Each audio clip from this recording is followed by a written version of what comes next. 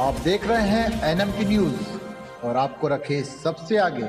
आतंकी हमले से भयभीत हूं, पहलगाम अटैक के 24 घंटे बाद आया कनाडा का रिएक्शन। नई दिल्ली पहलगाम में हुए आतंकी हमले में कम से कम 26 लोगों की मौत हो गई है। अब कनाडा के प्रधानमंत्री मार्क कार्नी ने आतंकी हमले की सख्त निंदा की है।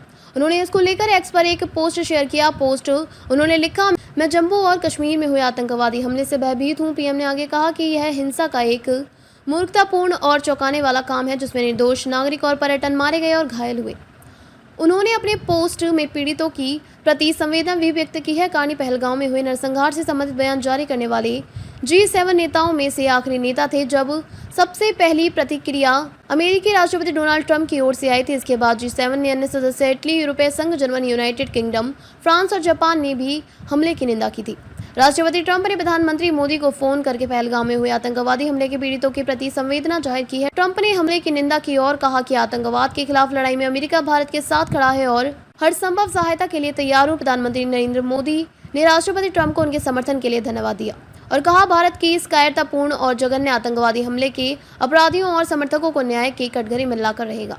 जम्मू कश्मीर के पहलगाम में जो कुछ हुआ वो सिर्फ एक हमला नहीं था, बल्कि इंसानियत पर एक सीधा हमला था।